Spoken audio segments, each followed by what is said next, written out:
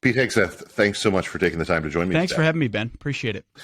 So congratulations on the success of your book, The Battle for the American Mind. What made you decide to prioritize writing about education in America? Well, it's something I've always been passionate about. I'm a parent. I got a bunch of kids. I had the default assumption that a lot of people had for most of my life, that as a public school kid, my dad was a public school teacher. That's what I'd want my kids to do. If it was good enough for me, it's good enough for them. And yeah, I know there's some hostility there, but that's been the default until we started doing, well, it happened years ago, but more recently started digging into the educational industrial complex in our country, specifically K through 12, of how captured the entire system is. That the idea of moving to a zip code or a place where the community is a little bit more conservative, so the schools probably reflect that. That is a bygone era. That's not the case anymore because of how the unions and the prerogatives and the curriculum and the school boards and the state departments of ed, the federal departments of ed, the teachers' colleges have all consolidated around, as you know, not just left-wing bias, but sheer hard left indoctrination. And I salute parents that protest at school board meetings. I think it's great. But the analogy we use in the book is that's like charging a fortified machine gun nest with Nerf guns. No, we salute your efforts, but you're all going to die because my mom did the same thing in 80s and 90s on some much more benign curriculum in my middle school. It was good for me because I got pulled out of those things, but the momentum continued. And then when you consider the recent moment, which in the first chapter we call the COVID-16-19 moment, the last couple of years when parents were home looking at Zoom classrooms and seeing the curriculum and saying, what in the world happened? Hemingway once wrote of bankruptcy that it happens gradually and then it happens suddenly. And I think that's what parents are seeing now in K through 12 classrooms is the sudden, to wrap it all together, wokeness or critical race theory, critical gender theory that they see is a product of a over 100-year pipeline that was not accidental, that was quite intentional, almost always from atheists and socialists, eventually Marxists, who knew that the affections of our youngest kids were their top prize if they wanted to affect social change. And so as a parent, I thought, man, the biggest aspect of this book is to shake people awake to it. I mean, the first step to recovery is understanding the depth of your problem. So it identifies how we got here, and then it spends 5 chapters talking about the solutions and what we have to do about it. What was a trigger moment for you in coming to understand that old paradigm that you describe is one that doesn't apply anymore? Because lots of Americans, including a lot of people I talk to, have the rationale of, well, I'll just move to a redder area, a redder state or something like that when it's time for my kids to go to a school that's going to teach them something more serious than how to finger paint. Probably my own school district. We did the same thing, moved to a nice community, pay a bucket load of property taxes, know a lot of the teachers. They're very nice people. But then once you get inside the hallways, if you just look around, you see what is prioritized and specifically what is absent. And I just remember talking to my wife and saying, we've got a 3rd grade son who's very impressionable, who is going to listen to precisely what his teachers have to say, as I did. When I was 13, 14, 15, whatever your teacher said was gospel. And you look at, for us, it was the evidence not just of the LGBT stuff, which is now mandatory across schools in New Jersey, but the climate change worship, which was ubiquitous and sort of absolute dogma inside the school for young kids. I thought, not only do I not want to be deprogramming, I would like the school to reinforce actual liberal arts thinking, the liberation of the mind, free thinking, critical thinking, focus on history, not a certain aspect of history, all of world history, all of human history, biblical history, Western civilization. And then as you start to research and unravel it, you realize I got a progressive education and I didn't even know it. And that was in the 1990s. And exurb Minnesota, middle class upbringing. We all did. And then when you start to unwind the threads, you start to realize how in the world they did it. So that was the wake up call for me as a parent, is all my own kids, and then the other 6 that I'm going to put through education. I can't deprogram them enough on Sunday morning and Wednesday night at church and over the dinner table, considering our culture and the reinforcement of social media and our other forms of culture. It's an uphill battle, and I want to give them more fortification than I had. There is obviously, I think, an awareness on some people's part after this COVID-19 moment that their school wasn't teaching their kids what they thought they were being taught, or that it was teaching them a lot of things that they would have a problem with. But what is the Nerf gun charging parent supposed to do instead? It's a feeling like you're, a David taking on a Goliath, even if you have a bunch of other people doing the running with you. Obviously, you spend a significant part of the book talking about solutions. What do those look like? Well, first of all, is truly an what's the word of the left? Implicit bias, right? We all have an implicit bias toward public education because a lot of us had it, and we revere it as a principle for equal opportunity in this country. Everyone should have a chance at a good education, and so we all default to that. First, just breaking down the preconceived notion that Johnny's going to be okay. He can make it through because of enough. Disavowing people of that notion is the first and most important one, because we all kind of want to go like this and say, I think they can make it out as survivors. Mm-hmm. That's number one. Number two, if you can, get out. Get out. The book's not in the business of saying, here's how you tinker with the existing structure. As a military guy, we use the phrase tactical retreat. The enemy's got us surrounded. There's no hope for victory at this particular moment. Tactically retreat, find another option. Now, the book's a big advocate for classical Christian schooling. It's actually a much larger network than people are aware of. It's the type of liberal arts education that our founders got that brought them to the brilliance of 1776. World history, good and bad, Greek, Latin, great books, engagement with biblical wisdom. We advocate for that, and there are a lot more of those schools, and they're actually much more affordable than most private or elite schools. But homeschooling has exploded. Co-op homeschooling has exploded. Online options have exploded. If you want to, there is a cost-effective alternative. I'm not saying it's going to check all the boxes of what you want. I want my kids to play like big-time high school sports.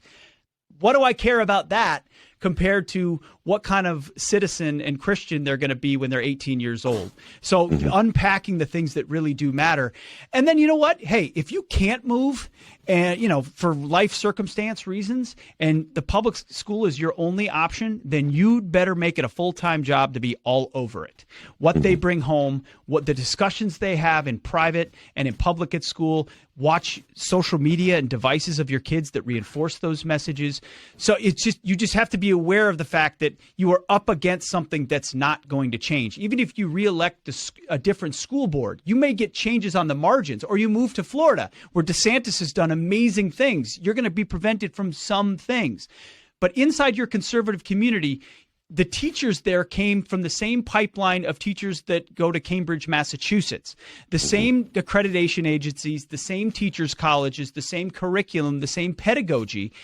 So it is awareness of the depth of the problem. I think if you can get them out as fast as you can and fortify them. One of the things that was interesting about this whole explosion in homeschooling for me is that my siblings and I were all homeschooled. We were, raised in that in part because we didn't live in a place with a great public education offering at the time, and we were kind of early to market, homeschool hipsters when it came to going through the process. And the thing that I always say is, while I'm an advocate of homeschooling, and I certainly support it, is it's not for everybody. It takes a lot of work. And you also have to have kids who are a little bit more self-motivated than, your average student necessarily. Otherwise, it becomes very difficult. Some kids respond to, a lot more structure or a lot more socialization. But others, can run ahead with something like homeschooling and really, achieve a lot of things that they couldn't in a public system. What can we do from a government policy perspective to encourage these alternate approaches to education without also having government policy basically follow the money and invade either the homeschool or the Christian classical school or something like that. You're right over the target. You're exactly right. First of all, homeschooling was almost outlawed, as you know. There was an attempt to do so. I think it was in the 70s or 80s. They tried to outlaw private education. So from the beginning, progressives have attempted to consolidate their monopoly on the American mind, and that was survived, thankfully. We have to create first an alternate ecosystem. And I kind of shared the critiques of homeschooling that you're talking about. I think it's phenomenal. It's just scaling it to the point where we have enough kids coming out of it doesn't necessarily feel like it gets us exactly where we need to be. Charlie Kirk just launched Turning Point Academy. This network of classical Christian schools has exploded just in the last decade. There are almost 500 across the country. The first, we call it an educational insurgency in the book as we talk about it. I can't help but think in military terms. Phase one of an insurgency is creating the necessary networks, connecting people. So that's building schools, starting schools, giving to schools so that they can expand, so that the number of kids in classical Christian right now is about 60,000 across the country. You compare that to the 70 million in public school, it's a drop in the bucket. But if you can double, triple that, you're not going to get 50% of kids coming out of it. But if you can get 2, 3, 4%, that's a pretty important number. That's what was actively involved in 1776. It's always a motivated, self-aware, principled, small part of the population that can drive change. To the policy point, though, we talk about that more in phase two. First, you got to go at the unions and defund them. It's not constitutional to have government unions to begin with, so we should go at that. And then I believe the solution we go with is a universal educational tax credits, so that the money isn't going through the government to the institution and the control isn't following the money to the institution, but instead financial options go to the parent, and the parent can choose where they're distributed to: classical, Christian, Catholic, Jewish, homeschool, secular, government schools, whatever.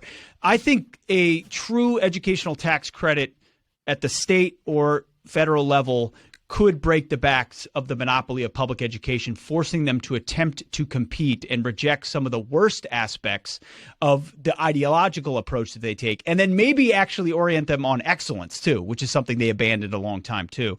So those are a couple of the things, but the book's not a policy book. It's more about this change is going to come from an alternate educational ecosystem, and here's why we think this is the right one.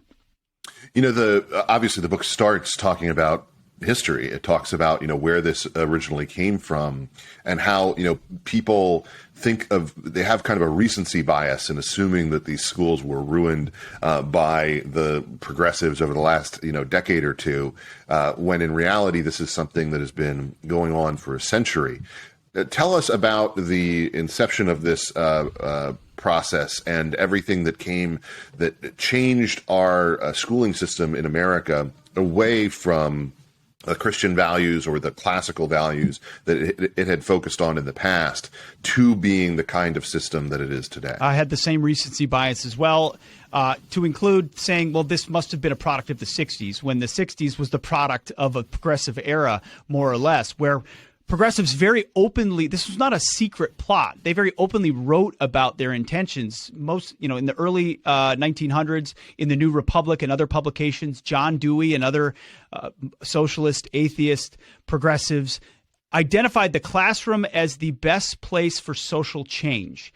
One of the things they studied was Frances Willard, a prohibitionist who pushed for anti-alcohol curriculum in the 1870s. And where did she put that curriculum? Across the country in the ad hoc networks of then, which was not a consolidated school system yet, third grade anti-alcohol curriculum. And a generation later, in 1919, you have a constitutional amendment prohibiting the sale and consumption of alcohol. The progressives wrote about and studied that the philosophy of the schoolroom in one generation can become the philosophy of government in the next. And the one immovable object they believed they had to remove was God. Was an understanding of our flawed, fallen, and sinful nature. And if you remove that, then you've removed the one immovable object to the schemes, utopian schemes that they would like to push. And they always guised it as, training, vocational training for the future economy. But it really was take out these aspects so that later on something could be inserted in. And they didn't know necessarily where it would go. That's why we don't call it a conspiracy, but they knew where it wouldn't go. They wouldn't go toward God. It wouldn't go toward our founding values. So the real thing we uncovered was, and they talked about this and they knew it and they wrote about it openly, and we put it right out there in the book, is in order to remove God, they had to replace it with a forgery, with something, because the alarm bells of our culture would have gone off amongst parents at that time as well. Whoa, why are you taking prayer out of the schools, the Bible out of the schools? Because the Bible and prayer was central to the schools in the 19th century and early 20th century. It was there. It was a part of the education. So they devised something called the Gary Plan in Gary, Indiana. They started a school. They put bells ringing in 7 different periods, and they said, we're going to do a pull-out time for instruction, for religious instruction. So you can still do religious instruction. You just got to do it off-site. And then they exported that to New York and further expanded on it. But what did they replace that faith in God with? They replaced it with faith and allegiance to the state, with patriotism, with the flag, with a pledge. The original Pledge of Allegiance was actually written by a socialist minister named Francis Bellamy, called with the Bellamy Salute. It did not say under God originally. So a cross and a Bible in the classroom were replaced with a flag at the front and a pledge and a belief in America, which is sort of jarring for us conservatives and patriots who love those symbols and are fighting to keep them in our schools today. But it was never about those symbols for them. Just like the word democracy, the Marxists that showed up in the 30s with their critical theory loved to use the word democracy as a guise for what they were pushing. Eventually, it was time to get rid of those symbols. And that's why you see the 1619 Project today and kneeling and get rid of the pledge, because it was never about the founding values for them. It was a placeholder so that later on, when they consolidated their power, they could move on to the more radical schemes of whatever progress looked like in 2022, and we're seeing what that looks like today. Talk to me about this conflict.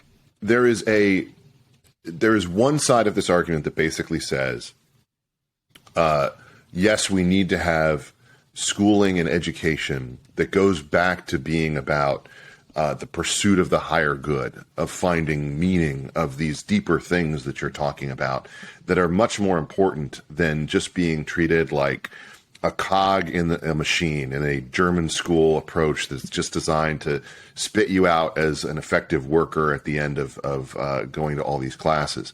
The flip side of that is that today's educational set, the teachers who would actually be teaching these types of programs, they come from these schools and they come out with these priorities that are very much at odds with what traditional Christians or conservatives or people who value, Jerusalem and Athens one way or the other would look to as being a proper understanding of the higher good, of what meaning really means. And so there's almost this dichotomy where you have, well, I want them to teach something that's more meaningful than just how to be a cog.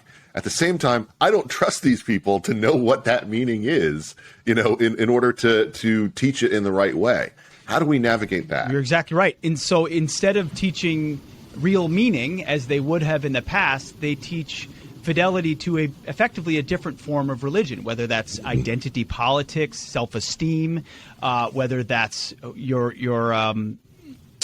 social emotional learning, whether that's the environment. They find a new set of prerogatives that become the deeper meaning inside the classroom, and that's the social justice woke view that's kicking through in our schools. That's why we argue for it's a catch-22, and that's why we argue for an alternate ecosystem. Not just the schools, but you have to have new accreditation agencies, new teachers' colleges, and that classical movement is doing that.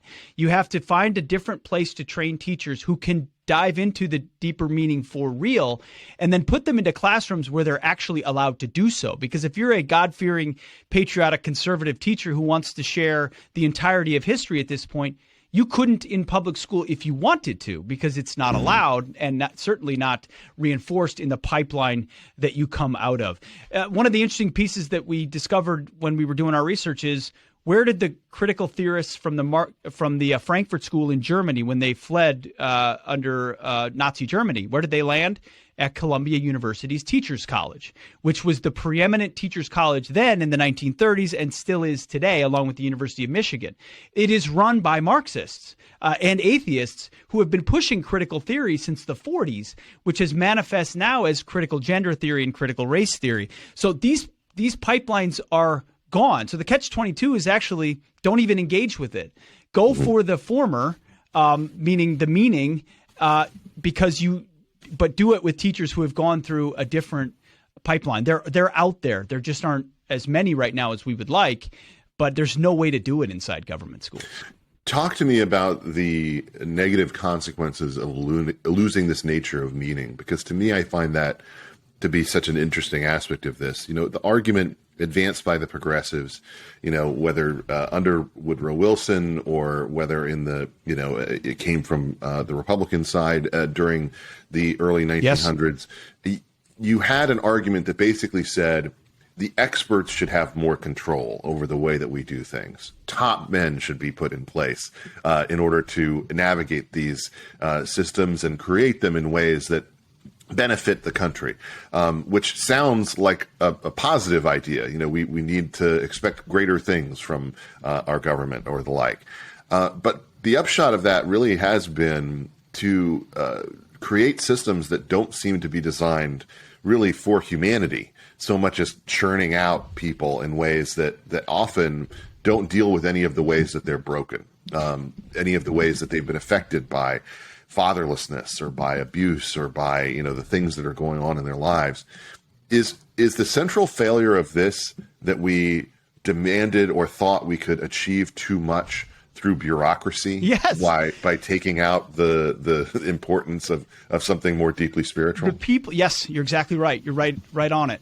I mean, ultimately, Woodrow Wilson talked about that openly. He talked about that we need to train workers for the future economy. Those workers don't need to know anything deeper than the trade that they're focused on. John Dewey, the founder of the modern progressive school system, had that very same view.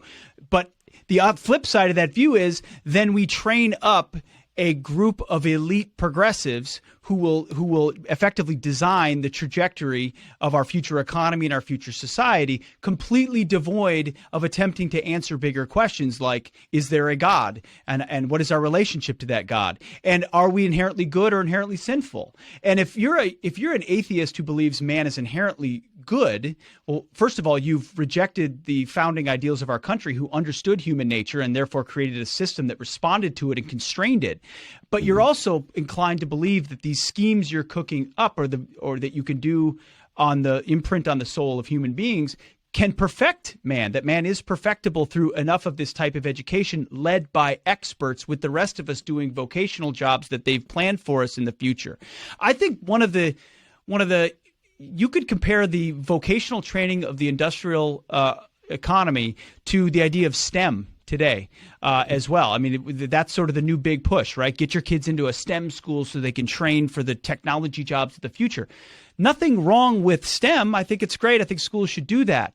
But that is the same idea of the groups of people will go out and be scientists and engineers while the rest of us, but they've never been trained with a liberated mind through liberal arts and to engage with the bigger ideas like God, wisdom, courage, beauty, wonder, forgiveness, the words that are effectively completely devoid in our classrooms today. And so they're the workers, and the elites determine how the rest of us live. And I think you see that in some scary ways through the compliant nature of young people under COVID-19, the way in which science is upheld, and that's the only word they've been hearing through their entire education, incapable of identifying the fallacies of so many of the arguments, the demagoguery that's made toward them. And so they seize up and they comply, which is what ultimately authoritarians want, is a population that will comply.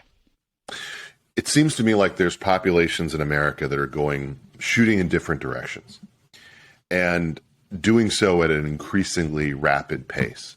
We saw the news this past week, for instance, of the spike in abortions that happened in 2020, one that doesn't even actually cover the full story because it doesn't even include the telehealth numbers, which obviously increased dramatically. We have a message that basically comes from the left's side that this is not a time to be having a family. Ezra Klein recently had a column in the New York Times where he talked about the fact that the number one question he gets from audiences and when he asks for questions from his readers is, should I still have children given the state of climate change? And I mean, on one hand, you kind of want to chuckle at that, but I actually think it's not a laughing matter anymore. I think that there is a portion of America that really has inherited this idea that we just have to have a future that is basically some kind of tech apocalypse where you live in a tiny, studio apartment and you spend your time in the Oculus Rift instead of, raising a family and having a more traditional approach to life. What do you think can be done to minister to that population, to reach that population? Because I don't think we should just have the attitude of these people are lost to us forever. They are just going to have to live with the error of their ways, because I think that would be very bad for the country. I think we have to be able to evangelize in favor of the types of things you're talking about, not just to people who already naturally. You're right. I think we need more evangelists to start. So I think we've had on our side of the spectrum a short-sighted view of what looks like cultural or political victory for quite some time. Just that next election, if we can do that and put the Republicans in charge, everything will be fine. All the while, the progressives toil underneath it. I've thought about that too a great deal. Think about the sadness of the existence of maybe the world's going to end in 10 years because of us, and because of the color of my skin, which I cannot control, I'm either oppressor or oppressed. And my identity is seen in how I identify my gender, as opposed to beautifully exploring the differences between men and women and understanding how to manage that as you go through life. It's really, really sad. I don't know how here's the thing. It's more difficult to unwind because those views have become imprinted on kids as they're younger and younger, which means it becomes their worldview. In the book, we call it paideia. Western Christian paideia is what we had. Paideia is a Greek word that has no translation today in English, but it's effectively the vision of the good life or enculturation of your soul, how our youngest kids are developed and what they are socialized to value or virtues that they hold. When you imprint that on the youngest, it's much more difficult to dislodge. So, sending a patriotic, faith-filled 18-year-old to college and hoping they don't get indoctrinated, that used to be the standard quo. And now if you talk to Robbie George at Princeton, one of my mentors when I was there, he says, I lick my chops at Princeton now to try to deprogram the kids that are coming in because they're already woke.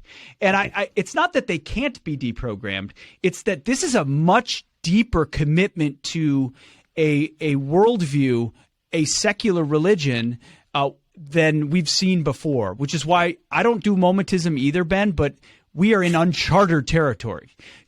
Pumping out kids, self-loathing activists who believe the world's going to end and America's an evil place. It's hard to conceive of how you keep a republic with that pipeline continuing. So I don't know how to convert all those people. I'll be honest. I hope they read the book. I hope they listen to you and to others who are thoughtful on these issues. But I do know that we're behind the curve in creating our reinforcements, and we're going to need future wise young people to be the salt and light inside the culture. And it's going to be first families, second churches, but third schools, with how much time those schools have on how affecting how people think. Let's go out on this, Pete. It seems to me that you're making this argument at a really critical moment, but it's also a moment when people are overwhelmingly they're nationalizing so many of our political disputes.